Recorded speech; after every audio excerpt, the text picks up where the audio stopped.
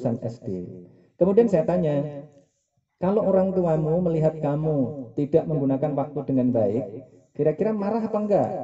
Menegur atau enggak? Ternyata semua mengatakan menegur. Nah, di situ saya mendapatkan kesempatan untuk memberi perspektif dengan lebih mudah. Saya mengatakan bahwa orang yang tidak berpendidikan saja atau berpendidikan rendah saja tahu bahwa kalau ada orang yang tidak memanfaatkan waktu, maka ya akan merugi. Artinya apa? Enggak perlulah dibahas oleh Al-Quran gitu kira-kira. Ya.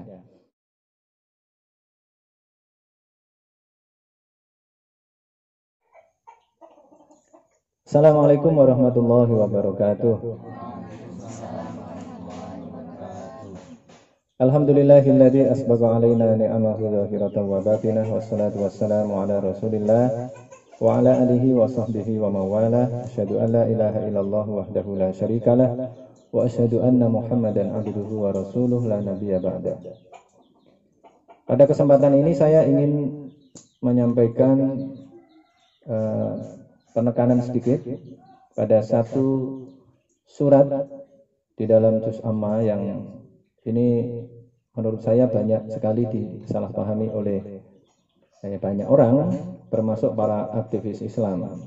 Nah, ini saya ingin agar para santri, para peserta program menghafal Al-Quran, para guru terutama yang kuliah di pasca sarjana, nanti yang mau kuliah S1 ini, kalau mau kuliah di UI, ya, Zulfa, kemudian siapa lagi? Belakang isi mau di UI kan? Nah, itu harus memiliki perspektif yang kuat, karena nanti kalian akan berhadapan dengan paradigma yang kelihatannya menarik, tapi sesungguhnya adalah paradigma yang sesat. Orang tidak menyadari itu paradigma sesat karena kelihatannya bagus, ya, kelihatannya sesuai dengan ajaran Islam, padahal sebenarnya sangat bertentangan dengan ajaran Islam. Nah, ini ada paradigma yang terdapat di dalam surat Al-Asr, tapi tadi saya katakan bahwa sering disalahpahami oleh para aktivis Islam sekalipun. Misalnya ketika saya ngisi pelatihan-pelatihan yang level regional, level nasional misalnya, ketika saya tanya tentang surat ini, hampir semuanya, bahkan ya saya kalau mengatakan semuanya ini nggak enak, semuanya itu menjawab dengan salah. Ya. Kalau saya tanya, kenapa di dalam surat ini manusia disebut sebagai dalam keadaan rugi? Itu jawabannya hampir seluruhnya adalah karena tidak memanfaatkan waktu. Nah, kita baca nih sekarang. Jadi di dalam ayat ini, di dalam surat ini ada dua perspektif yang ingin saya sampaikan. Yang pertama soal cara membaca. Cara membaca ini mungkin beberapa sudah sering saya kasih pemahaman ya tentang ini yang juga sering salah dibaca. Misalnya sering dulu kita waktu kecil diajari dengan cara membaca. Bismillahirrahmanirrahim. Wal asri innal insana lafi khusrin illal ladzina amanu wa amilus solihati wa tawasaw bil haqqi wa tawasaw bis sabr. Ini boleh dibaca dengan cara begini, tetapi yang paling pas sesuai dengan konteks masyarakat Arab pada saat itu, membacanya harus dihentikan pada setiap ayatnya, karena dengan begitu nanti akan kelihatan bahwa ayat-ayat ini berhenti pada huruf R. Wal asr innal insana lafi khusr illal ladzina amanu wa amilus solihati wa tawasaw bil haqqi wa tawasaw bis sabr. R semua belakangnya. Ini karena pada saat itu masyarakat Arab pra-Islam adalah masyarakat yang gila sastra. Mereka adalah orang-orang yang memiliki kemampuan bersyair yang sangat tinggi. Dan karena itu maka Allah Subhanahu wa taala menurunkan Al-Qur'an dengan nilai sastra yang melampaui itu. Maka Al-Qur'an menjadi mukjizat. Mukjizat itu artinya adalah mengalahkan, melemahkan. Ajaza yu'jizu mukjizat. Mukjizatan, ya. Mukjizah itu artinya mengalahkan, i'jaz ya, mukjizah. Maka ini yang mengalahkan siapa? Mengalahkan para penyair pada saat itu yang kalau kita pakai teori kecerdasan itu, teori kecerdasan siapa? Howard Gardner misalnya, itu ada 8 kecerdasan, di antaranya adalah kecerdasan linguistik verbal. Nah, orang Arab pra-Islam memiliki kecerdasan linguistik verbal yang luar biasa.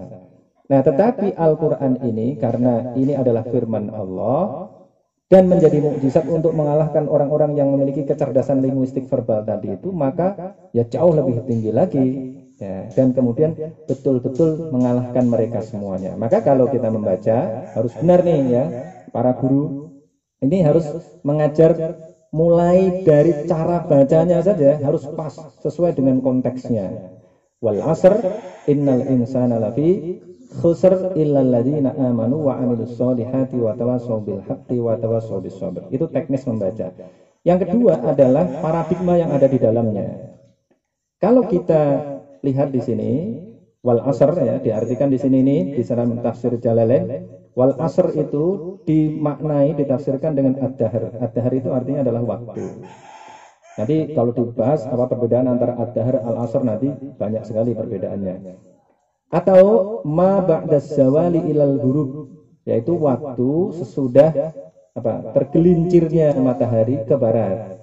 Au sholatil asri, atau yang dimaksudkan adalah sholat asr. Nah, oke. Kemudian innal insana lafi khusr. Ini poinnya. Sesungguhnya manusia berada dalam kerugian. Itu yang tadi saya tanyakan. Di berbagai tempat saya tanyakan, kenapa manusia disebut berada dalam kerugian. Nah, rata-rata menjawab bahwa berada dalam kerugian karena manusia tidak menggunakan waktu dengan baik. Nah, gitu. Tadinya saya kesulitan untuk meluruskan pandangan ini. Kenapa begitu? Karena seolah-olah juga masuk akal kalau orang tidak menggunakan waktu maka dia akan merugi. Tetapi apakah seremeh itu gitu Al-Qur'an? Saya kira tidak gitu. Maka kemudian saya cari caranya. Saya cari caranya dengan cara apa? Saya menanyakan, orang tuamu lulusan apa? Pendidikan apa? Nah, alhamdulillah beberapa ada yang menjawab sarjana, tetapi kebanyakan menjawab anak orang tua yang lulusan SMA, ada yang SMP, ada yang SD. Ternyata banyak juga yang menjawab lulusan SD. Kemudian saya tanya, kalau orang tuamu melihat kamu tidak menggunakan waktu dengan baik, kira-kira marah apa enggak? Menegur atau enggak? Ternyata semua mengatakan menegur. Nah, di situ saya mendapatkan kesempatan untuk memberi perspektif dengan lebih mudah. Saya mengatakan bahwa orang yang tidak berpendidikan saja atau berpendidikan rendah saja tahu bahwa kalau ada orang yang tidak memanfaatkan waktu maka ya akan merugi. Artinya apa? Enggak perlulah dibahas oleh Al-Quran gitu kira-kira. Ya. Maka pasti ada sesuatu yang berbeda. Kenapa manusia disebut dalam kerugian ini? Bukan hanya karena dia menyia-nyiakan waktu, bahwa ada kaitannya dengan waktu. Saya yakin iya, karena ini ada urutannya. Ada setelah al-asr disebut dengan waktu, kemudian innal insana lafi khusr. Bahkan lebih dari itu, walaupun orang sudah memanfaatkan waktu dengan baik, tetapi tidak memenuhi kualifikasi yang ada di sini, maka dia akan menjadi rugi. Nah gitu. Karena dia sudah memanfaatkan waktu dengan baik, mestinya dia beruntung, tetapi tidak memenuhi kualifikasi yang ada di sini, maka menjadi rugi. Apa itu kualifikasinya? Nah di sini dikecualikan kan? Berarti ini harus menjadi kualifikasi, menjadi kualitas yang dimiliki oleh kita semua agar kita tidak termasuk orang yang rugi. Yaitu illal ladzina amanu, kecuali orang-orang yang beriman. Nah, ini masalahnya kita nanti juga akan berhadapan dengan orang-orang yang beriman tapi imannya tidak sesuai dengan yang diinginkan oleh Al-Qur'an. Misalnya, kalau kita lihat secara faktual ada banyak sekali sistem kepercayaan. Ada banyak sekali agama. Nah, agama itu memiliki konsepsi kepercayaan yang berbeda-beda, konsepsi imannya berbeda-beda. Ada yang beriman kepada satu Tuhan, ada yang beriman kepada 3 Tuhan, ada yang beriman kepada 4 Tuhan, ada yang beriman kepada yang lain-lain. Ya. Padahal logikanya simpel, kalau ada 2 atau lebih hal yang berbeda, maka kemungkinannya ada berapa? Kemungkinannya hanya 2. Yang pertama adalah semuanya salah atau salah satu saja yang benar. Nah begitu. Nah ini harus kita pegang kuat logika ini ya. Kalau ada 2 atau lebih hal yang berbeda, maka kemungkinannya hanya 2. Satu, semuanya salah, atau salah satu saja yang benar. Nah berarti kalau kita gunakan ini, logika ini dalam konteks agama, maka ada banyak agama ya. Karena itu kemungkinannya hanya 2. Semua agama itu salah atau salah satu saja yang benar. Nah, karena kita sudah meneliti, kita sudah membandingkan antar agama-agama itu. Saya misalnya, saya membandingkan antara Islam, agama-agama yang lain, konsepsi kepercayaannya. Kemudian saya memilih Islam sebagai agama saya.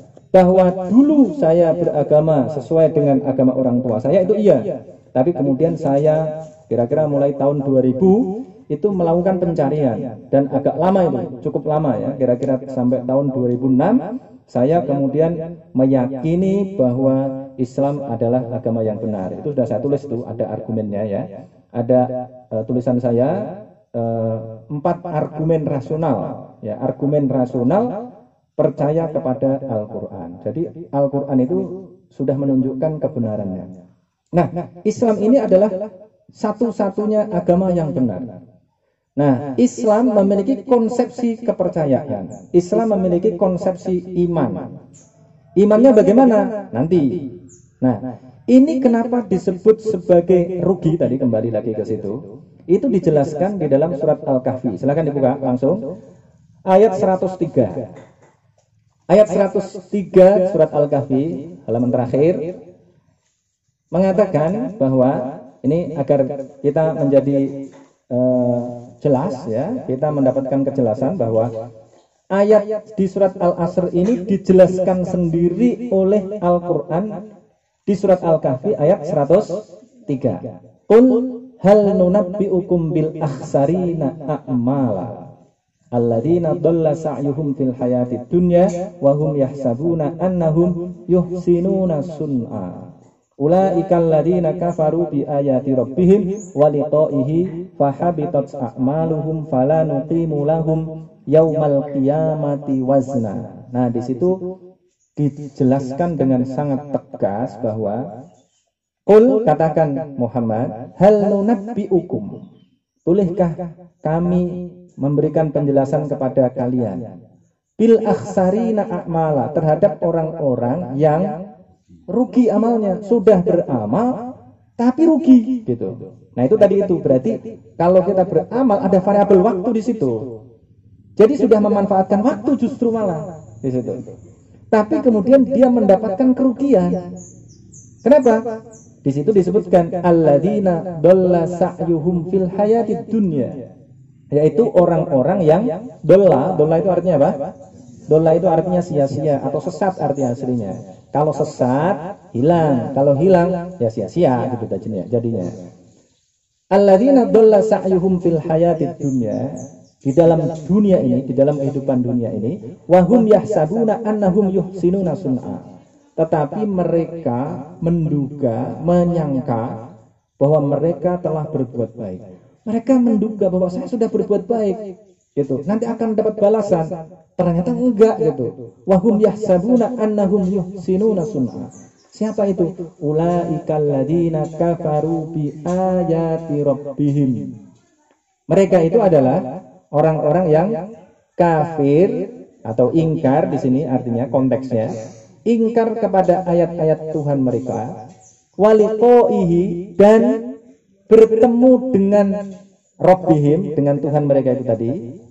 Nah, kalau mereka ingkar kepada ayat-ayat Tuhan dan ingkar juga kepada pertemuan dengan Allah, ingkar kepada akhirat berarti, maka fahabitat a'maluhum. Loh, ini pernyataan Al-Qur'an ini. Maka habitat a'maluhum, terhapus amal-amal mereka tadi itu, enggak ada nilainya. Sudah beramal baik, maka tapi kemudian terhapus. Fahabitat a'maluhum. Kenapa kok jadi begitu? Fala nuqimu lahum yaumal qiyamati wasna. Maka tidak ditimbang kemudian. Mereka sudah beramal baik, mestinya ada nilainya, tetapi kemudian enggak ditimbang oleh Allah. Tetapi mereka menduga bahwa mereka telah berbuat baik. Nah, ini perspektifnya begitu ya. Maka di ayat yang lain, surat apa ini? Surat Ali Imran misalnya. Wa may yabtaghi ghairal islami dinan fala yuqbala minhu wa huwa fil akhirati minal khasirin. Nah, itu nyambung lagi, ada kata-kata khasirin, berarti orang yang merugi. Tadi itu innal insana lafi khusr, sekarang minal khasirin. Wa may yabtaghi, halaman terakhir juz 3 ya. Wa may yabtaghi, dan barang siapa mengambil ghairal islami, selain Islam, dinan sebagai agama, fala yuqbala minhu, maka tidak akan diterima. Wa huwa fil akhirati minal khasirin. Di sini disebutkan lagi di mananya mereka ini menjadi orang yang rugi ya. Wa huwa fil akhirati minal khasirin, dan dia di akhirat termasuk orang-orang yang merugi. Logikanya gimana? Mungkin di dunia mereka masih mendapatkan sesuatu, mendapatkan kehormatan dan lain sebagainya, tetapi di akhirat pasti rugi. Nah gitu. Tetapi yang ini saya tekankan di sini adalah bahwa Al-Asr ini baru kita bisa pahami dengan baik kalau kita menginterkoneksikan ayat-ayat yang ada di surat Al-Asr ini dengan surat Al-Kahfi dan surat Ali Imran setidaknya. Kalau tidak begitu, maka jawabannya nanti jadi kemana-mana. Tapi kalau kita hubungkan dengan surat Al-Kahfi dan surat Ali Imran, maka jawabannya jadi pasti. Jadi yang dimaksudkan oleh Allah adalah orang yang beramal baik, tapi kemudian amal baiknya itu enggak dihitung oleh Allah. Karena apa? Karena enggak beriman. Maka di sini yang menjadi variabel penting agar orang tidak merugi adalah beriman, gitu. Masalahnya tadi itu, imannya ini bagaimana? Apakah imannya benar atau salah? Kalau salah, maka akan jadi merugi. Nah, sekarang kita kaji bagaimana iman yang benar itu. Iman yang benar adalah iman yang sesuai dengan konsepsi Islam. Kalau iman Islam itu apa? Kriterianya? Iman kan harus ada rukunnya. Rukunnya ada berapa? Rukun iman ada 6. 1. Iman kepada Allah, iman kepada malaikat Allah, iman kepada kitab-kitab Allah, iman kepada Rasul-Rasul Allah, iman kepada hari kiamat, iman kepada qada dan qadar. Itu berasal dari mana konsepsi itu? Berasal dari hadis, kalau itu jelas itu ya. Yang malaikat Jibril datang kepada Nabi Muhammad kemudian menanyakan tentang apa itu iman, apa itu Islam, apa itu ihsan. Nah, di dalam Al-Qur'an juga ada penjelasannya secara detail. Ya, tidak sedetil, tidak urut seperti yang ada di hadis tadi, tetapi juga memberikan pengertian tentang konsepsi yang komprehensif. Misalnya, coba lihat di juz 6 ya. Juz 6 coba lihat, halaman pertama. Itu ayatnya jelas sekali. Innal ladzina yakfuruna billahi wa rusulihi wa yuriduna ay yufarriqu bainallahi wa rusulihi wa yaquluna nu'minu bi ba'din wa nakfuru bi ba'din wa yuriduna ay yattakhidhu baina dzalika sabila ulaika humul kafiruna haqqan. Nah, di sini dikatakan bahwa innal ladzina yakfuruna billahi wa rusulihi, sesungguhnya orang-orang yang ingkar kepada Allah dan Rasulnya. Berarti kriteria orang beriman itu nomor satu apa? Harus beriman kepada Allah dan Rasulnya kalau di sini gitu. Ya, karena di sini disebutkan innal ladzina yakfuruna billahi wa rusulihi. Kriterianya harus beriman kepada Allah. Kriteria beriman kepada Allah itu bagaimana? Kalau dalam konsepsi Islam, konsepnya harus tauhid. Di mana kita bisa tahu? Satu, konsep tauhid kita itu ada di doktrin atau kalimat tauhid, la ilaha illallah, gitu.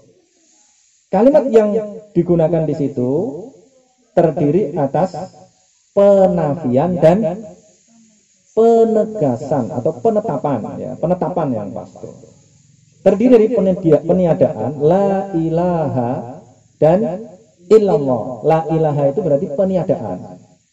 Kemudian illallah.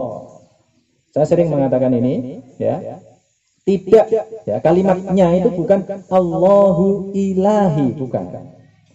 Bukan Allah adalah Tuhanku. Kalimat Allah adalah Tuhanku itu masih bisa berlanjut. Allah adalah Tuhanku, yang lain juga Tuhanku. Seperti ini. Solihah adalah mahasiswa pasca sarjana UIN, Ica juga mahasiswa pasca sarjana UIN. Tapi kalau tidak ada mahasiswa pasca sarjana kecuali Solihah misalnya, berarti yang mahasiswa pasca sarjana siapa? Solihah, begitu. Maka di dalam surat Al-Fatihah konsepsi tauhid ini diungkapkan dengan iyyaka na'budu wa iyyaka nasta'in. Hanya kepadamu kami menyembah dan hanya kepadamu kami meminta tolong. Tidak na'buduka wa nasta'inuka. Tidak begitu. Tidak kami menyembahmu dan kami meminta tolong kepadamu. Begitu. Maka nih sering saya bilang kan, Bu Oki itu kalau saya bilang I love you gitu, aku cinta kamu, dia pasti akan nanya ada yang lain apa enggak, begitu. Ya. Kalau aku cinta kepadamu, kepada istri saya, itu bukan berarti saya nggak mencintai Alfi misalnya, gitu. Ya, bisa saja saya mencintai istri saya, tapi juga mencintai Alfi. Itu berarti aku cinta kamu, bukan berarti aku tidak mendua, begitu. Ya, makanya jangan senang dulu kalau sudah dibilangin I love you, aku cinta kamu. Itu bukan berarti tak mendua, ya. Tapi kalau hanya kepadamu aku cinta, kalau perempuan harus begitu, ya. Hanya kepadamu aku cinta. Itu begitu, ya. Kenapa? Perempuan hanya boleh punya suami satu saja, nah, begitu. Berarti ungkapannya itu harus begitu. Hanya kepadamu aku cinta Bang Vicky, nah gitu caranya. Hanya kepadamu aku cinta Bang Rosa, gitu. Ya, paham ya ini ya? Logikanya begitu, ya. Maka konsepsinya adalah tauhid. Nah, sekarang masalahnya, apakah kalau sudah tauhid kemudian sudah selesai konsepsi iman Islam itu? Ternyata belum, ya. Harus beriman kepada Allah sebagai satu-satunya Tuhan. Di sini ditambah lagi dengan warusulihi dan rasul-rasulnya. Nah, kemudian di sini yang dianggap sebagai kafir nanti itu wayuriduna ayyufarriqu bainallahi wa rusulihi. Dan mereka menginginkan untuk memisahkan antara Allah dan Rasulnya. Kemudian mereka mengatakan, di sini dijelaskan begitu, wa yaquluna nu'minu bi ba'din. Dan mereka mengatakan kami beriman kepada sebagian, maksudnya sebagian kepada sebagian Rasul kami percaya. Wa nakfuru bi ba'din, dan tidak percaya kepada sebagian yang lain. Nah, kemudian di sini wa nakfuru bi ba'din wa yuriduna ayyattakhidhu baina dzalika sabila, dan mereka menginginkan untuk memperoleh jalan. Nanti penjelasannya yang lain. Cuma ini kemudian ditegaskan, ulaika humul kafiruna haqqan. Mereka itu adalah orang-orang kafir yang sejati. Jadi kalau ada orang beriman kepada Allah tapi tidak beriman kepada Rasul-Rasulnya secara keseluruhan, maka dia adalah kafir. Itulah sebabnya di dalam Al-Quran orang-orang Yahudi, orang-orang Nasrani disebut sebagai orang kafir. Nah, kalian jangan ragu ini untuk mengatakan begitu, karena ini adalah kriteria yang diberikan oleh Al-Quran. Gitu.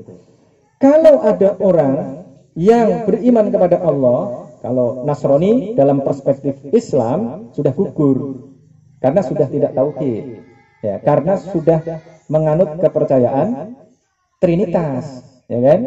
Nah, sekarang yang masih memenuhi kualifikasi sebagai agama tauhid apa? Yahudi masih gitu. Tetapi kenapa Yahudi disebut sebagai kafir? Persoalannya adalah Yahudi percaya kepada Allah. Memang ada sebagian Yahudi, sebagian kecil dulu yang mengatakan bahwa Uzair adalah anak Allah. Wa qalatil yahudu Uzairun ibnullah. Mereka mengatakan begitu di dalam Al-Qur'an disebutkan kan? Wa qalatil yahudu Uzairun ibnullah. Tapi sekarang enggak terkenal itu. Hampir tidak ada yang mengatakan bahwa Uzair adalah anak Allah. Nah, tetapi mereka oleh Al-Qur'an dianggap sebagai orang kafir. Kenapa? Karena mereka tidak mengakui Muhammad sebagai utusan Allah. Itu masalah. Karena tadi itu kriterianya harus beriman kepada Rasul-Rasul Allah secara keseluruhan, mulai Nabi Adam sampai Nabi Muhammad. Nah, gitu. Kalau ada satu saja yang tidak diimani, maka imannya menjadi gugur, ya, jadi kafir. Kalau kita misalnya tidak mengimani Isa sebagai Rasulullah, maka berarti ya kita tidak beriman di hadapan Allah, dianggap sebagai orang yang tidak beriman, dianggap sebagai orang kafir. Kenapa? Kita terlalu fanatik misalnya, wah, yang benar itu Islam, maka Nabi yang diakui oleh agama lain tidak kita akui misalnya. Karena mereka tidak mengakui Nabi kita misalnya. Nah, itu tidak beriman namanya. Ya. Itu dalam perspektif ayat ini di surat An-Nisa ayat berapa tadi? 150. Itu masuk dalam kategori tidak beriman. Ulaika humul kafiruna haqqo wa a'tadna lil kafirina adzaban muhina. Dan nanti akan mendapatkan azab yang menghinakan. Apakah sudah cukup? Nah, kenapa tadi itu? Orang Yahudi, kenapa kok tidak percaya pada Nabi Muhammad? Padahal sebenarnya sudah ada informasi yang sangat jelas di dalam kitab Taurat dan Injil. Ya. Bahkan di dalam Al-Quran mengutip Injil ini, wa idh qala Isa bin Maryam ya bani Israila inni rasulullahi ilaikum musaddiqan lima bayna yadayya minat Taurati wa mubassyiran bi rasulin ya'ti min ba'di ismuhu Ahmad. Al-Quran mengutip Injil begitu, ya, bahwa di Injil telah dijelaskan nanti akan ada Rasul yang namanya Ahmad. Nah, kemudian muncullah ini Muhammad ini. Nah, nanti ada penjelasan lain, nanti kita kaji. Kenapa kok di situ disebut Ahmad tapi namanya kok Muhammad? Nah, gitu. Nanti kita kaji secara ilmiah lagi. Ya. Kalau tadi orang Kristen kan sudah gugur tadi akhirnya, ya, di trinitasnya. Kemudian orang Yahudi. Orang Yahudi juga sudah mendapatkan informasi bahwa akan ada Rasul yang memimpin mereka. Begitu. Nah, mereka sudah percaya sehingga mereka kemana-mana ngomong. Setiap kali mereka berantem mereka ngomong, kalau nanti Rasul yang akan memimpin kami itu betul-betul datang, maka kami akan membinasakan kalian seperti binasanya kaum A. Mereka bilang qatalnakum qatla'a, misalnya mereka bilang begitu, ya. Tetapi ketika mereka tahu bahwa yang menjadi Rasul itu adalah Nabi Muhammad, maka mereka tidak mau. Padahal Al-Quran ini mengatakan mereka sudah kenal dengan sangat baik. Bahkan mereka mengenali ciri-ciri yang ada pada Nabi Muhammad itu seperti mengenal anak-anak mereka sendiri. Juz berapa itu? Juz 2, ya kan? Alladzina atainahumul kitaba ya'rifunahu kama ya'rifuna abna'ahum wa inna fariqam minhum la yaktumunal haqqa wa hum ya'lamun. Al-Baqarah ayat berapa itu? 146, harus cepat. Nah, kalau enggak cepat nanti gugur sebagai penghafal Al-Qur'an. Alladzina atainahumul kitaba ya'rifunahu kama ya'rifuna abna'ahum. Orang-orang yang kami telah berikan kitab kepada mereka, ya'rifunahu kama ya'rifuna abna'ahum. Mereka telah mengenali Muhammad seperti mereka mengenali anak-anak mereka sendiri. Sangat detail. Karena Nabi Muhammad itu sudah digambarkan. Nanti itu Muhammad itu ciri-cirinya begini. Ada ciri-ciri kenabian, ada stempel kenabian di antara bahunya misalnya. Kemudian apa lagi? Di antara yang disebutkan, memakan Memakan hadiah, tidak memakan sodako. Itulah sebabnya Salman Al-Farisi masuk Islam. Itu karena dua ciri-ciri itu. Ketika dia bertemu dengan Nabi Muhammad, dia kemudian mengetes karena dia mendapatkan informasi dari gurunya yang beragama Kristen. Nanti akan ada Rasul yang terakhir, jangan khawatir. Kemudian dia cari beneran. Kemudian dia datang ke Madinah. Di Madinah itu dia ketemu dan kemudian dites. Dia bawa kurma. Muhammad, ini saya berikan kurma untukmu sebagai sodakoh dari saya. Diambil Nabi Muhammad, tapi langsung dibagikan kepada sahabat-sahabatnya. Kemudian besoknya dia datang lagi. Nah ini berarti satu indikator sudah terlihat. Besoknya dia datang lagi bawa kurma. Dia bilang, ini saya berikan untukmu sebagai hadiah dari saya. Kemudian oleh Rasulullah diambil sedikit, dimakan, dan yang lain dibagikan kepada sahabat-sahabat. Wah, ini sudah benar. Maka kemudian siapa? Salman Al-Farisi tadi itu berusaha untuk melihat cap yang ada di antara dua bahunya tadi. Rasulullah tahu orang ini sedang mencari sesuatu, maka kemudian selendangnya dibuka. Tahu, maka kemudian dia jadi orang yang Islam, jadi Muslim dan kuat sekali, walaupun dia menjadi budak, ya. Tapi kemudian dimerdekakan dengan berapa itu? 300 kurma dan emas sebesar telur. Nah, ini mahal ini ya. Dimerdekakan berarti kalau satu kurma itu berapa? Nilainya 1.300.000 itu tambah emas sebesar telur. Berapa itu harganya? Mahal sekali. Maka memerdekakan budak itu ya, itu sesungguhnya adalah pekerjaan berat. Nah, yang kita lakukan ini memerdekakan dari mentalitas budak. Nah, itu sama ya nilainya ya. Sekarang itu kita punya pekerjaan berat namanya apa? Memerdekakan dari mentalitas budak. Nah itu, karena budaknya sudah gak ada. Maka yang memerdekakan dari mentalitas budak. Nah tadi itu ciri-cirinya sudah ada. Ya. Orang-orang Yahudi sudah tahu. Bahkan ketika Nabi Muhammad masih kecil, itu sudah diketahui. Ketika Abu Thalib memimpin perdagangan ke Syam, misalnya, Nabi Muhammad ikut kan di dalam rombongan itu. Nah ini sebenarnya Nabi Muhammad jadi apa itu? Kenapa dia diajak? Jadi apa dia? Nabi Muhammad itu sebenarnya jadi bengkel karena Nabi Muhammad itu sudah profesional sejak kecil. Ketika dia ikut siapa? Ikut ibu siapa? Halimah As-Sa'diyah, dia menggembala kambing, ya, kemudian menggembala unta, dan kemudian pada saat masih kecil itu dia sudah bisa menundukkan unta yang biasanya digunakan untuk perjalanan dagang itu. Jadi dia diajak itu bukan sekedar cuma diajak aja, tapi karena dia punya profesionalitas tinggi, sudah sejak kecil nih sudah punya begitu. Maka kalian kalau nggak punya profesionalitas, jangan ngaku sebagai umat Nabi Muhammad gitu. Nabi Muhammad ini apa? Bengkel tingkat tinggi gitu loh, ya. Profesional, dia ahli. Kalau sekarang ahli mekanik gitu. Ahli apa namanya? Mekanik kan namanya. Bukan bengkel rendahan, bukan. Ya. Tapi dia bisa menundukkan unta. Ini adalah prestasi yang luar biasa pada zaman itu. Ya seperti sekarang ahli IT misalnya. Kalau dulu ahli mesin misalnya. Sekarang ahli IT yang luar biasa. Nah, dia sudah punya kemampuan itu maka diajak. Nah, ketika diajak itu dilihat tanda-tandanya oleh seorang pendeta. Siapa namanya? Ada yang bilang Bahiro, ada yang bilang Buhairo, terserahlah kalian baca apa, kita sama-sama nggak kenal aja ya kan. Ya. Buhairo melihat karena di atas langit ada awan yang bergerak. Wah ini, ya sudah nunggu nih. Ya. Ini ciri-ciri ada nabi yang kami tunggu-tunggu itu. Ya. Kemudian rombongan itu dimampirkan. Dimampirkan bahasa Indonesianya apa? Ya, diminta untuk transit, ya, diminta untuk transit di jauh makan. Ya. Tapi dia melihat, loh awannya kok ketinggalan di luar gitu, masih ketinggalan. Maka kemudian dia nanya kepada Abu Thalib, apakah sudah semuanya? Sudah.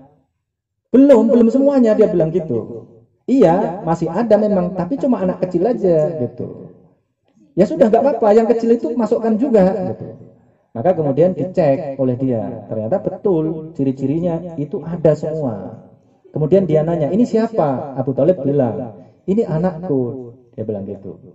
Buhairah mengatakan, enggak mungkin ini anakmu. Dia bilang gitu. Loh, kenapa enggak mungkin? Anak ini pasti yatim. Dia bilang gitu. Ya. Dia sudah tahu, ini yatim. Karena ciri-cirinya diantaranya adalah ya yatim gitu. Wah, dia kaget, iya. Memang ini bukan anak saya, tapi ponakan saya gitu. Nah, itu yang benar, dia bilang gitu. Kemudian dia berpesan bahwa ini anak akan menjadi orang besar. Kamu harus jaga dengan baik. Kalau bisa jangan lanjutkan perjalananmu, ajak pulang aja lagi. Nanti diganggu orang nanti dia di sana. Gitu.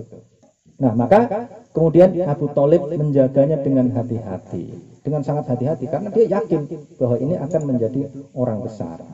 Nah, ini menunjukkan bahwa tadi yang dikatakan oleh Al-Qur'an, alladzina atainahumul kitaba ya'rifunahu kama ya'rifuna abna'ahum, itu benar. Ini ditulis dalam sejarah. Baik orang barat maupun orang Islam menulis tentang sejarah ini. Jadi ini objektif. Semua orang yang mengerti kitab pada saat itu ya tahu nih ciri-ciri Nabi Muhammad. Nah, tetapi tadi persoalannya, kenapa mereka disebut kafir? Mereka tahu bahwa Nabi Muhammad sudah diinformasikan oleh kitab Taurat dan Injil, mereka sudah tahu, sudah membacanya, tapi kemudian menyembunyikannya, itu.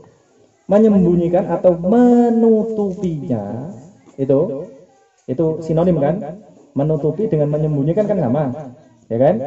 Maka ada dua kata yang digunakan oleh Al-Qur'an untuk menyebut orang-orang yang kemudian menyembunyikan ciri-ciri Nabi Muhammad tadi itu.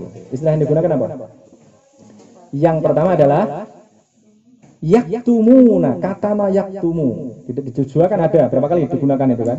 Innalladzina yaktumuna. Loh gitu kan? Ya. Innalladzina yaktumuna. Berarti kan menyembunyikan berarti. Kalau menyembunyikan apa berarti? Menutupi. Maka orang-orang yang menutupi informasi yang ada di Taurat dan Injil itu disebut sebagai kafir. Berasal dari kata kafaro. Bahasa Inggrisnya to cover. Itu kafaro yakfuru kufron. Jangan salah mentasrif ya. Jangan sampai kafaro apa? Yang salah itu ya. Jangan sampai salah. Kalau salah gawat nanti santrinya hilang nanti. Dianggap enggak santri nanti. Kafaro yakfuru kufron, artinya menutupi. Menutupinya itu, ini ada teknisnya lagi, ya, karena ini ada konteksnya. Tadinya yang disebut sebagai kafir itu adalah petani. Jadi kata kafaro itu tadinya adalah kata yang murni teknis, teknis menutupi, menutupinya dari atas. Jadi petani itu kenapa disebut kafir? Karena kerjaannya itu nutupi, menutupi. Jadi naju, ya kalau di Indonesia itu ditaju, tahu kan? Ditaju, tahu? Wasilah, tahu. Taju, kemudian buncisnya dimasukkan atau jagungnya dimasukkan, kemudian ditutup kayak kita nanam buncis kemarin, itu kan? Begitu kan? Siapa yang nanam buncis kemarin? Solihah, ya kan? Masukkan, saya yang bikin lubangnya, nah ada yang memasukkan, kemudian ditutup. Itu namanya kafir, orang kafir. Berarti orang kampung kita ini kafir semua sebenarnya, loh gitu. Iya toh? Karena pekerjaannya itu petani semua. Mereka, status mereka petani semua, berarti kafir semua. Itu adalah istilah yang teknikal. Tidak ada muatan ideologisnya. Tetapi ketika umat Islam datang, kemudian kata kafaro itu mengalami apa? Ideologisasi. Nah, coba ini dijadikan sebagai apa? Tesis misalnya, yang tafsir hadis, apalagi yang S1 ya. Bang Rosyaf, segera tulis tesis itu. Ya, ideologisasi kata di dalam Al-Qur'an misalnya. Ini salah satunya. Kafaro itu tadinya tidak memiliki muatan ideologis sama sekali, tapi ketika Islam datang kemudian mengalami ideologisasi. Kafir itu artinya menyembunyikan informasi yang diberikan oleh Allah di dalam Taurat dan Injil, sehingga kemudian mereka punya alasan untuk mengingkari bahwa Muhammad ini adalah Rasulullah. Padahal mereka sudah tahu, gitu. Mereka menyembunyikannya, gitu. Kenapa kok demikian? Nah, inilah yang disebut dengan jahiliyah sebenarnya. Mereka tidak mau mengakui Muhammad sebagai utusan Allah karena mereka sangat fanatik terhadap fam mereka. Fam tahu kan? Apa itu? Family, ya kan? Fam, maka ada fam. Kalau di Indonesia fam itu apa? Ya bani lah ya, itu fam itu. Nah, mereka sangat fanatik terhadap bani siapa? Kalau orang Yahudi fanatik kepada bani Israel karena mereka adalah orang-orang yang merasa menjadi umat terpilih, menjadi Bani Israel, anak-anak Israel. Israel itu siapa? Yakub, ya kan? Mereka makanya tadi mengatakan bahwa nanti akan ada Rasul yang terakhir. Mereka yakin bahwa yang akan menjadi Rasul itu adalah berasal dari anak keturunan Yakub, dari Bani Israel. Ternyata bukan. Ternyata yang jadi Rasul itu adalah Bani ya Ismail dong. Itu kan kalau Ishak Yakub kan, Ibrahim, Ishak, Yakub, kemudian Yusuf punya 11 saudara itu di surat Yusuf itu. Inni ra'aitu ahada asyara kaukaban. Nah, ada lagi satu lagi, Ibrahim punya anak satu lagi, Ismail. Nah, itu dua begini ya. Yang sini melahirkan bangsa Yahudi, yang sini melahirkan Nabi Muhammad, gitu, bangsa Arab. Nah, itulah sebabnya orang-orang Yahudi tadi tidak mau mengakui Muhammad sebagai utusan Allah. Karena apa? Karena mereka malu. Mereka sudah terlanjur ini datang dari keluarga kami. Ternyata bukan.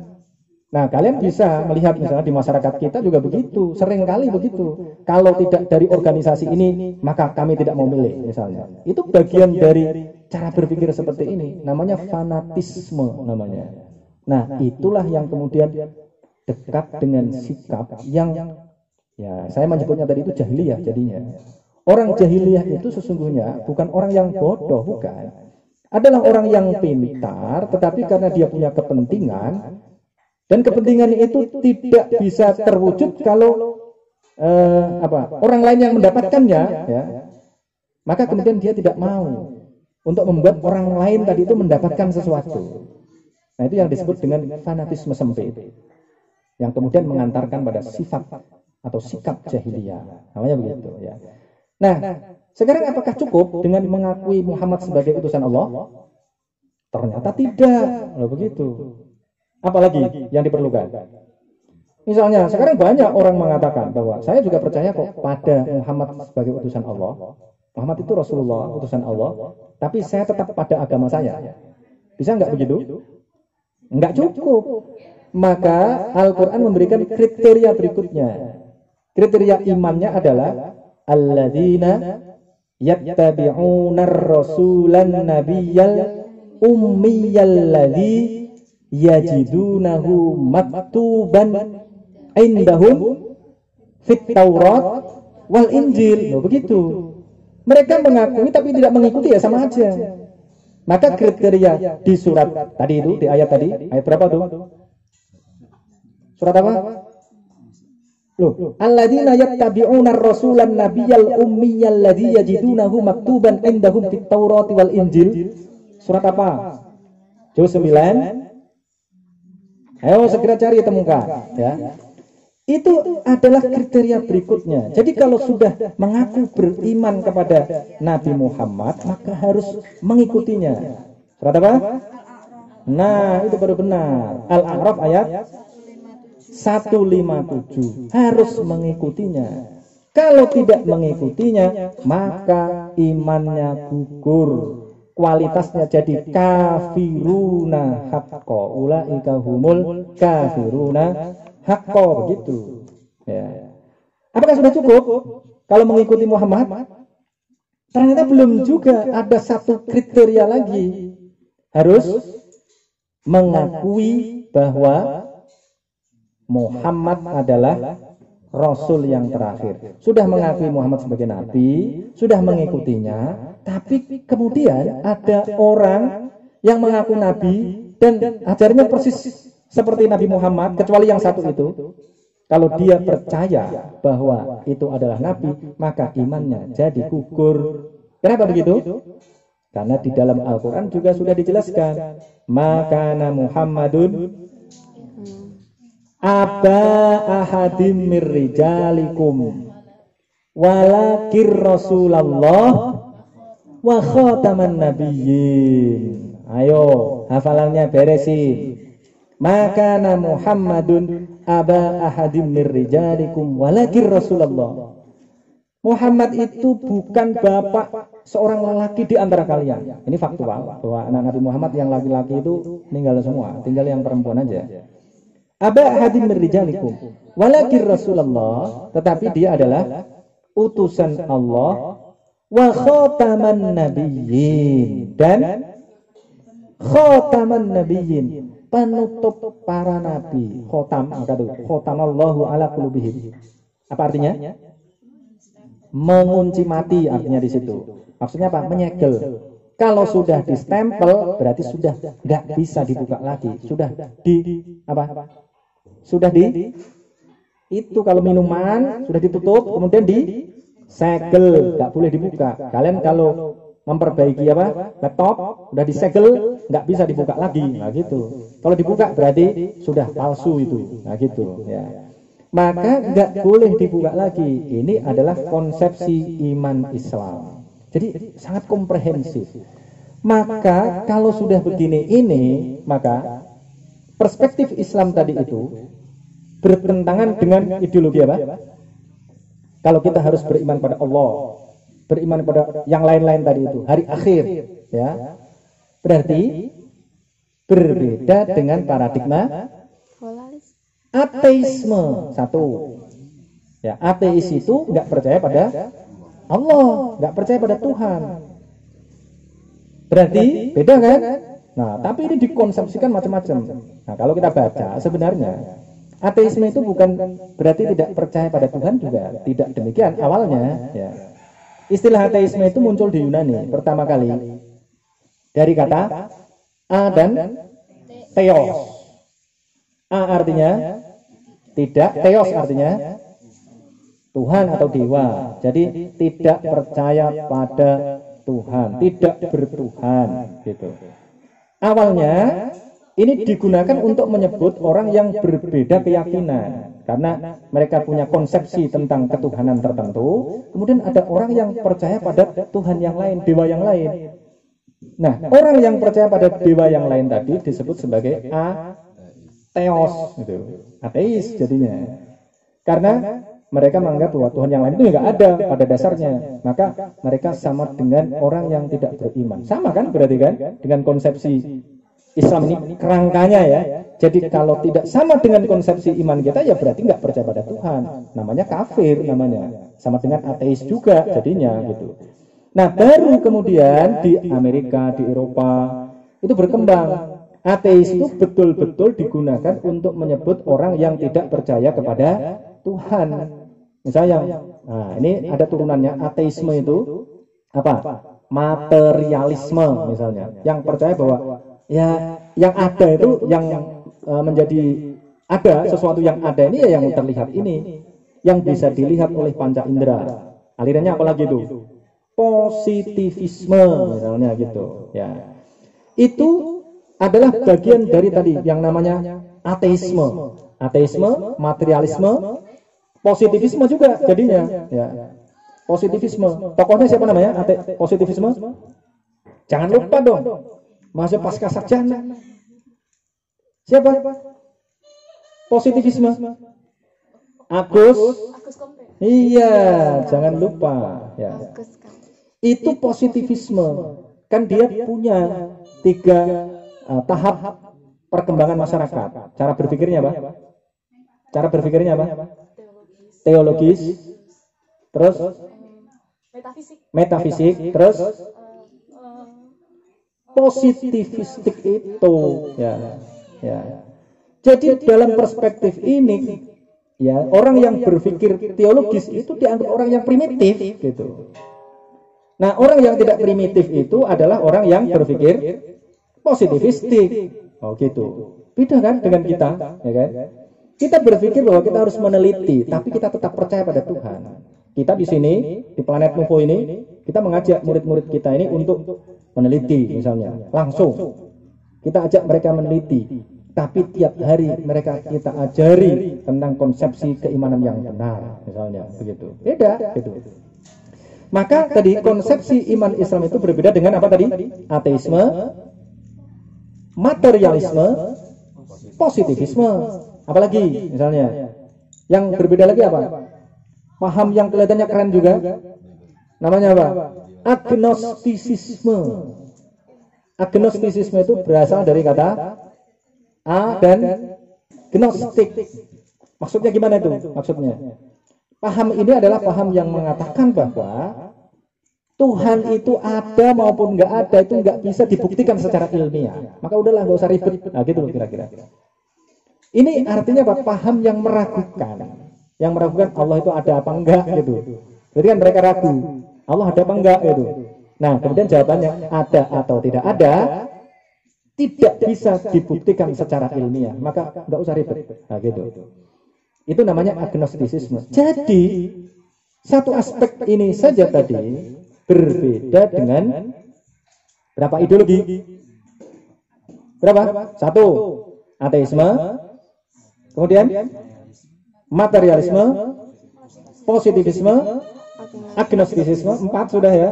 Nanti masih bisa ditambahi lagi, tapi kalau ini agak enggak terkenal lah, agak enggak menarik gitu. Dinamisme dan animisme misalnya. Berarti berapa? 6 ideologi. Ya. 6 ideologi ini harus kita tangkal. Kita sebagai manusia beriman harus memiliki pandangan yang kuat bahwa semuanya itu adalah ideologi-ideologi palsu. Nah, kemudian sekarang ada satu lagi nih. Kalau tadi itu kriteria iman kan jelas ya. Yang benar berarti agama siapa? Agama kita. Apa? Islam ya. Yang benar adalah agama Islam. Tetapi sekarang muncul ideologi baru yang mengatakan bahwa semua agama itu benar, semua agama itu sama, mengandung kebaikan masing-masing. Nah, gitu. Namanya apa? Pluralisme. Ya, pluralisme agama. Yang menganggap bahwa semua agama benar. Tadi ya, kita sudah menggunakan logika. Ya, kalau ada 2 atau lebih hal yang berbeda, maka kemungkinannya hanya 2. 1, semuanya salah atau salah satu saja yang benar.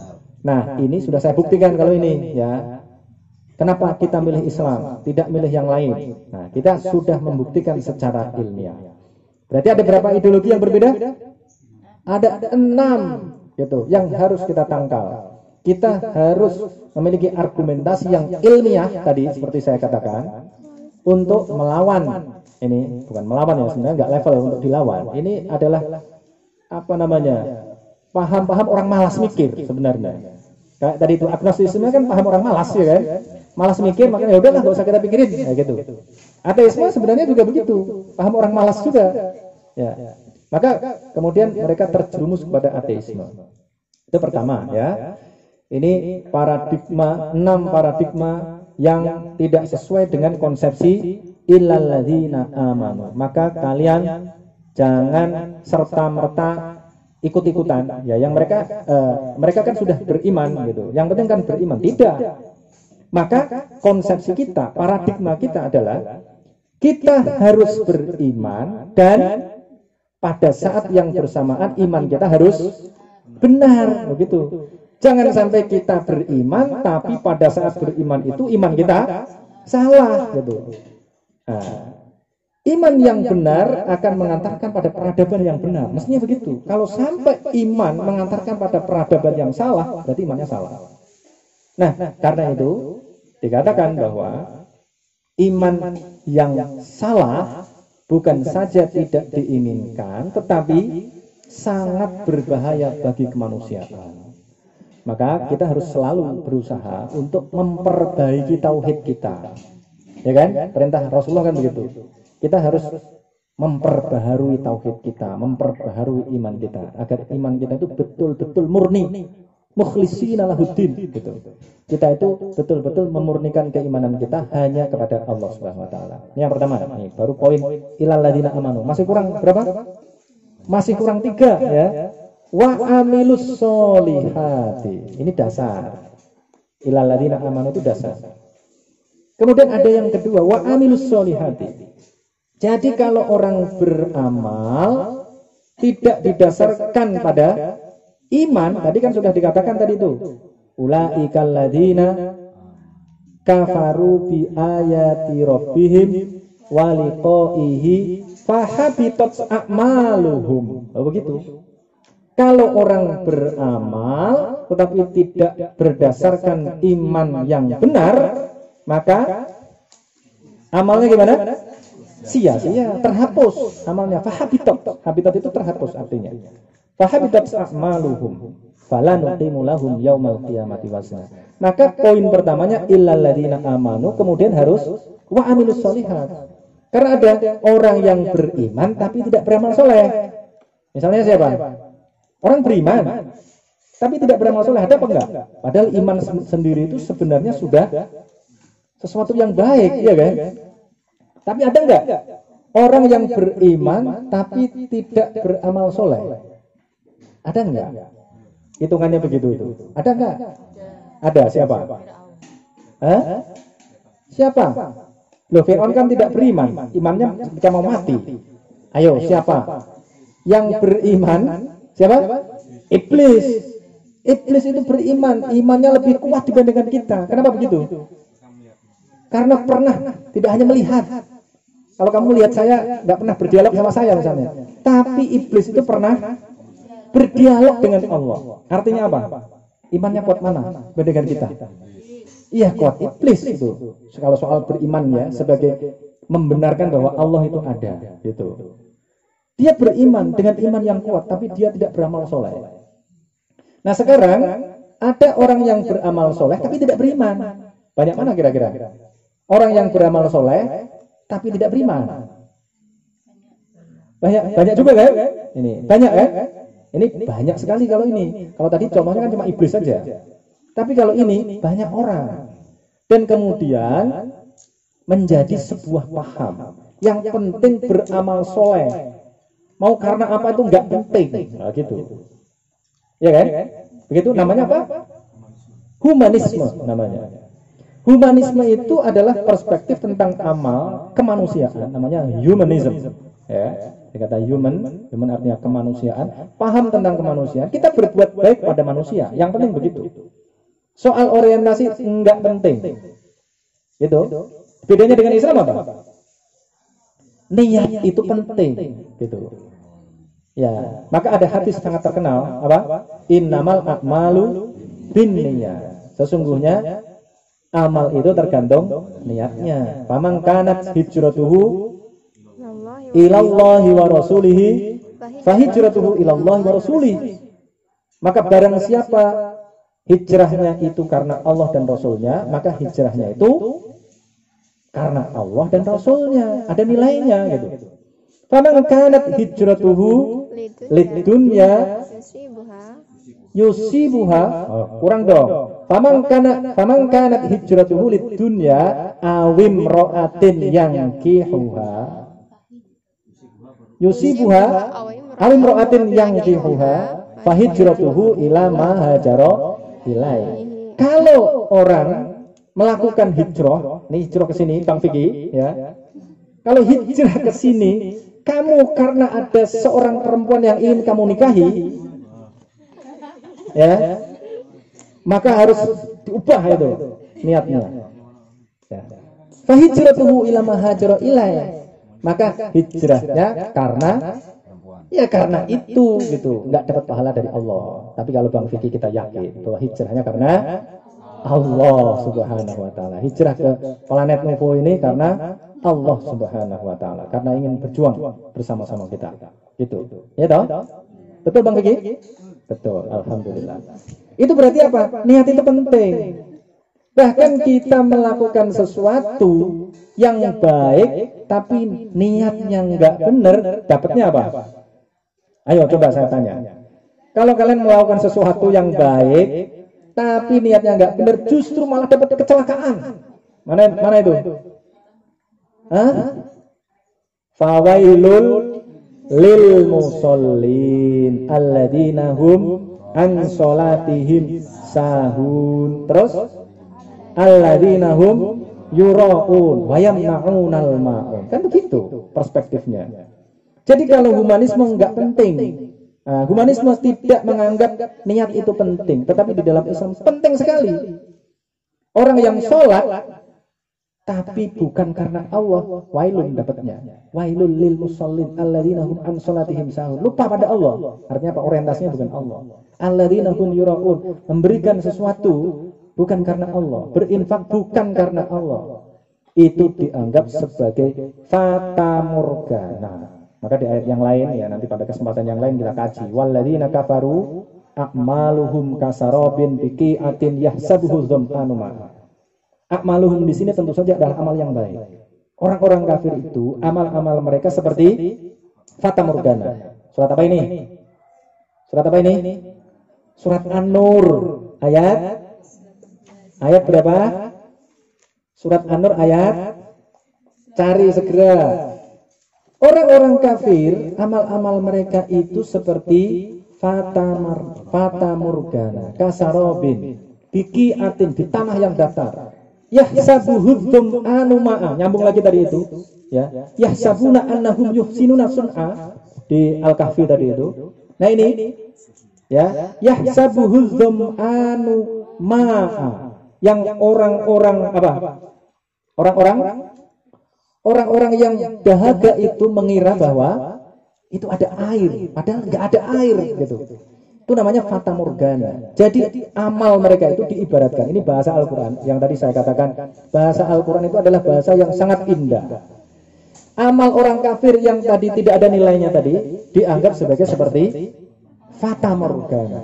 A'maluhum kasarabin biqi'atin yahsabuhu dzam'anu ma'a. Maka humanisme itu adalah paham yang tidak ada nilainya di sisi Allah Subhanahu wa taala.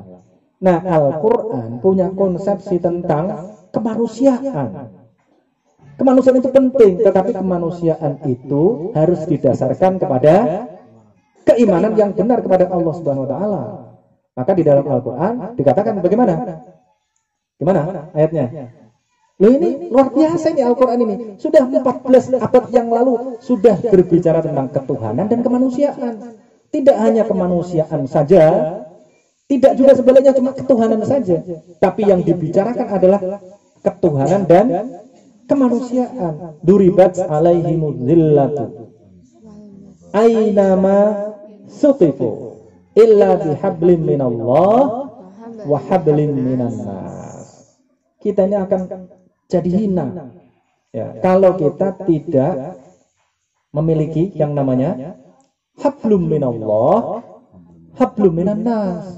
Kalau tidak ada hablum minallah, hablum minan nas, ya sudah, kita berada dalam kehinaan. Maka kita harus membangun hubungan dengan Allah dengan konsepsi keimanan yang benar. Nah, itu nanti pembahasannya panjang sekali itu. Ya, bagaimana beriman dengan benar tadi itu. Nanti ada bahasan sendiri. Bihablim minallah wa hablim minan nas. Ya, hablum minan nas, ya kita berbuat baik pada manusia, tetapi ya paradigmanya tidak meniadakan Tuhan. Itu. Jadi konsepnya seimbang, hubungan dengan Allah, hubungan dengan manusia. Ini namanya apa? Wa amilus sholihat, amal yang baik dan tetap didasarkan kepada keimanan kepada Allah. Gimana kok amal yang baik gak bisa dihitung itu? Gak dihitung oleh Allah. Nah, maka saya sering mensimplifikasi atau menyederhanakan. Bagaimana sih relasi antara iman dan amal? Ya. Iman dan amal itu ditambahkan, dikurangkan, atau diapakan? Gitu. Maka saya sering membuat operasi matematikanya. Iman dan amal soleh itu menggunakan operasi perkalian, bukan penambahan, bukan pengurangan. Kalau ditambahkan, maka banyak orang kafir yang amalnya lebih banyak dibandingkan kalian. Ya. Amal kita mungkin, ya. Amal kita mungkin cuma sedikit nilainya. Tapi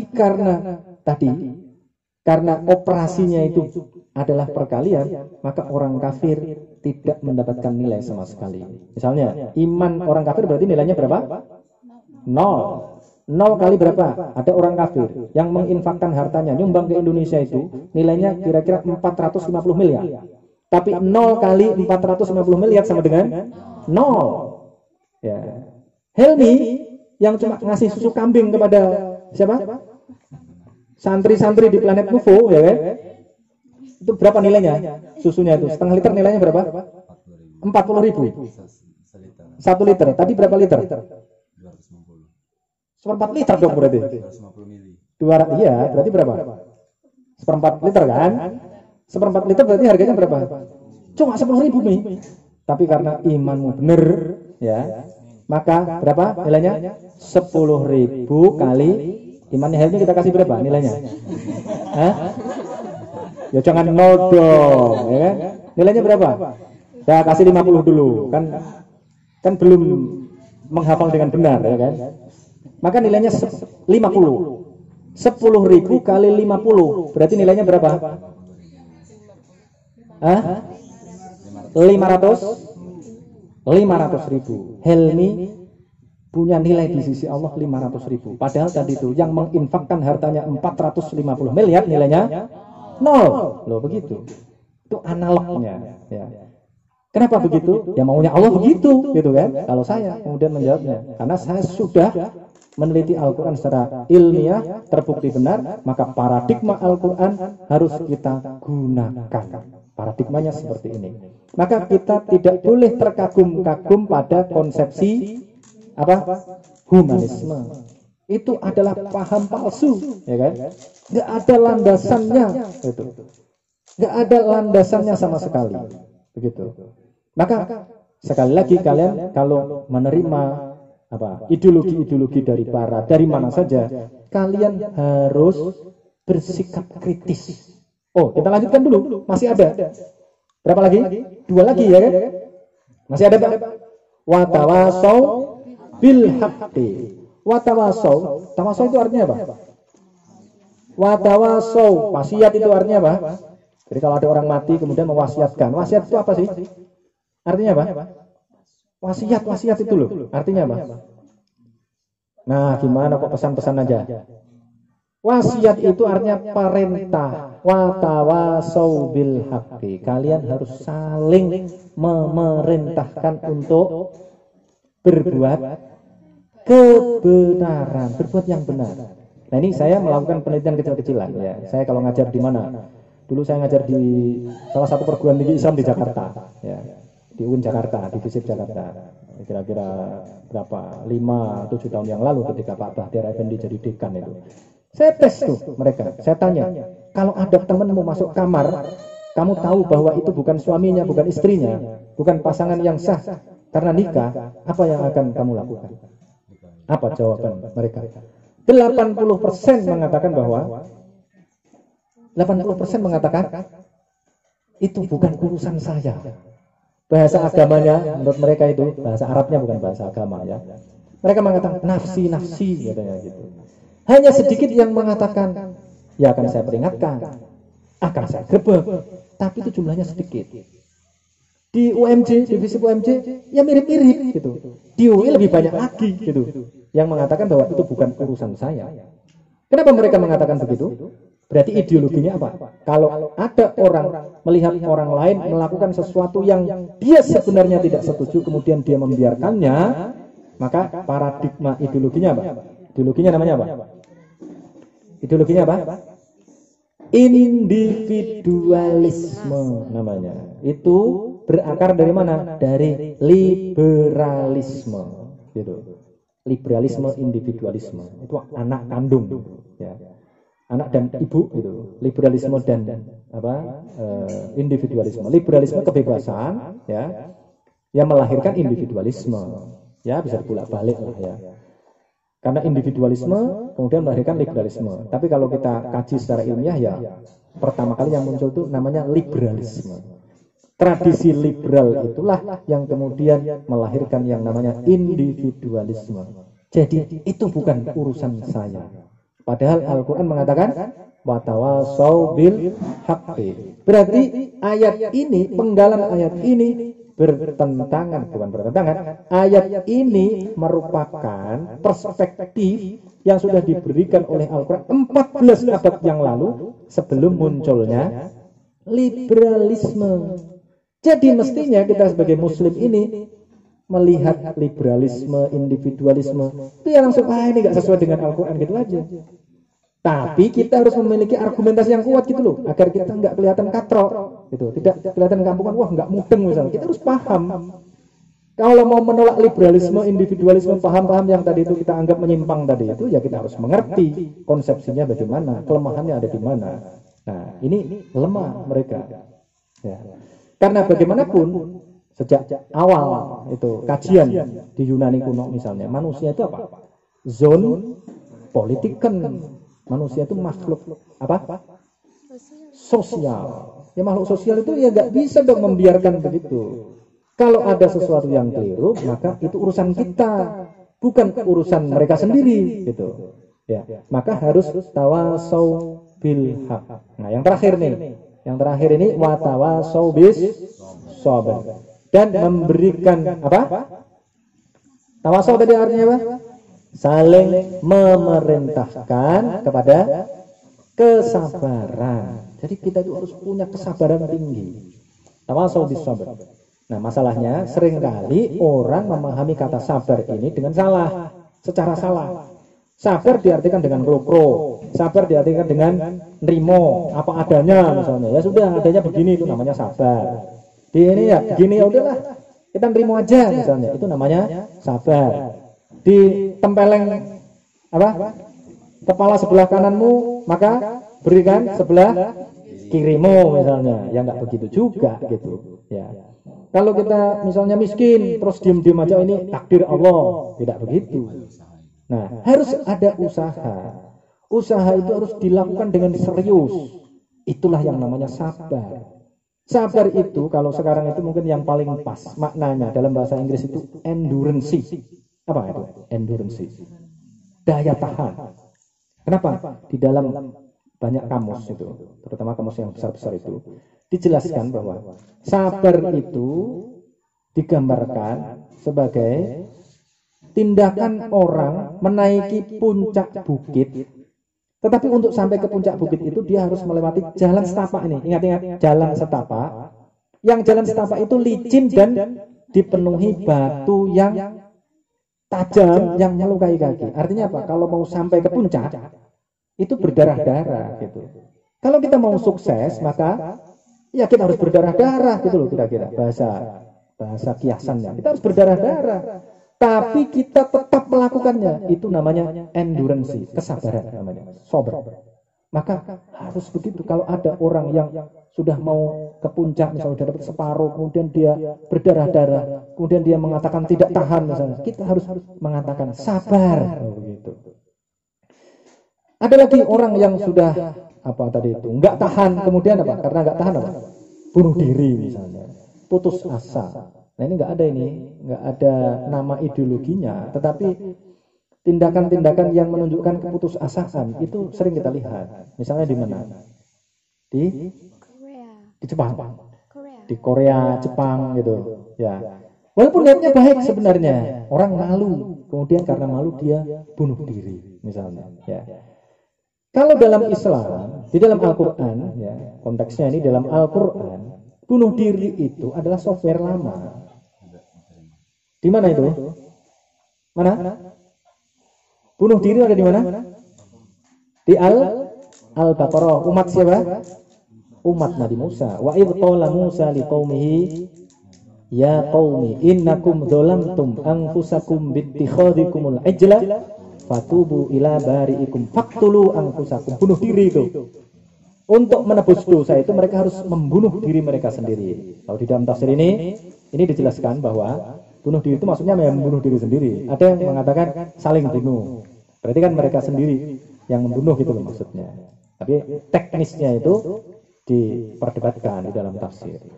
Nah, Al-Quran tidak mengajarkan bunuh diri, malah melarang wala tulqu bi aidikum ila tahluka. Jangan menjerumuskan dirimu sendiri pada kerusakan. Kerusakan itu, halaka itu sering diartikan dengan kematian. Mati halaka itu artinya. Nah, di dalam hadis juga ada seorang yang dia itu luar biasa. Ini tentara yang luar biasa. Tentara ini kalau sudah perang itu, waduh luar biasa. Dia memiliki prestasi yang luar biasa. Sampai prestasi itu berarti mengalahkan musuh-musuhnya, bunuh musuh-musuhnya. Sampai sahabat-sahabat yang lain mengatakan, wah ini ahli surga. Gitu. Rasulullah kemudian mengatakan tidak, dia ahli neraka. Dia bilang gitu. Karena sahabat-sahabat ini heran, kok ada orang begini tapi oleh Rasulullah dikatakan ahli neraka. Gitu. Maka kemudian diikuti. Ini gimana orang sehebat ini kok dikatakan sebagai ahli neraka? Ternyata apa? Ternyata, nanti coba dicek lagi hadisnya ya. Hadis ini coba dicek lagi. Kemudian ternyata ketika dia perang, itu dia terluka, lukanya parah sekali. Nah kemudian dia nggak tahan, kemudian bunuh diri. Oh ternyata dia bunuh diri. Mestinya dia punya endurance, daya tahan, karena itu adalah ujian. Maka ya tadi itu benar bahwa as-sabr itu artinya adalah daya tahan. Jadi kalau ada orang misalnya korupsi misalnya, kemudian diduga korupsi, tersiar di media, kemudian dia bunuh diri, itu bukan perbuatan yang baik. Yang baik adalah dia kemudian kooperatif, ya. Kemudian di penjara, misalnya dihukum apa saja dia terima, dia jalani dengan kesabaran, dia bertobat. Nah itu namanya endurance. Karena apa? Dia menahan rasa malu. Kalau punya malu ya kan? Maka al-haya minal iman. Malu adalah bagian dari iman, walaupun konteksnya beda ya. Nah ini berarti bertahan. Kalau ada orang mampu menjalani hukumannya dengan rasa malunya, misalnya dia malu sekali dan kemudian bertobat kepada Allah, maka tentu saja insya Allah Allah akan menerima tobatnya. Nah ini kan nggak ada ini ya, paradigma ideologinya, namanya nggak ada. Ideologi apa itu? Yang bertentangan dengan kesabaran ini. Ada prakteknya, tapi kita nggak tahu nama ideologinya. Ya mungkin namanya harakiri misalnya, ya kan? Bunuh diri, harakiri itu. Tapi harakiri itu konteksnya beda loh ya. Mereka tidak, sebenarnya bukan karena putus asa, tapi karena hal yang lain. Tetapi karena apapun, bunuh diri di dalam Islam itu nggak boleh. Tapi juga banyak, misalnya di Korea itu kan banyak orang yang putus asa, kemudian bunuh diri. Sekali lagi, di dalam Islam itu tidak diizinkan. Jadi, mulai dari mana? Alladzina amanu. Jadi amanu yang pertama iman, kemudian amal, kemudian tawasau bil haq, tawasau bis sabr. Itu merupakan paradigma ideologis yang luar biasa. Yang semua kalian itu harus memahami dengan baik. Jadi ini Pak Kepala Sekolah ya. Nanti itu anak-anak mulai diajari agar dari awal, dari kecil mereka sudah mulai bisa mengikuti bahwa mereka punya paradigma ideologis yang benar ya, berdasarkan Al-Quran. Nah kemudian kita latih mereka menjadi orang-orang yang cara berpikirnya terbuka ya. Walaupun begini bukan berarti kita nggak boleh hidup bersama dengan orang-orang yang tidak seagama dengan kita, tapi kita harus punya prinsip begitu loh. Kita hidup bergaul dengan orang lain yang berbeda prinsipnya, bukan berarti kita kemudian menerima mereka, menerima pandangan mereka, tidak. Saya misalnya bergaul dengan teman-teman saya yang berbeda agama banyak sekali gitu. Tetapi bukan berarti saya kemudian juga percaya bahwa mereka memiliki agama yang benar. Justru karena itulah kita memiliki kewajiban dakwah. Maka agama kita ini disebut sebagai agama dakwah karena memang perintahnya adalah perintah dakwah gitu. Kita diperintahkan untuk mendakwai orang-orang yang memiliki paradigma yang keliru. Saya kira itu ya. Ini satu surat aja sudah berapa jam tadi ini? 1,5 jam. Ya, nanti kita lanjutkan lagi ya. Kita akhiri dulu. Mau makan sore dulu? Makan dulu. Alhamdulillah. Kita akhiri sekian dulu. Nanti kita lanjutkan lagi. Wabillahi taufiq wal hidayah. Wassalamualaikum warahmatullahi wabarakatuh.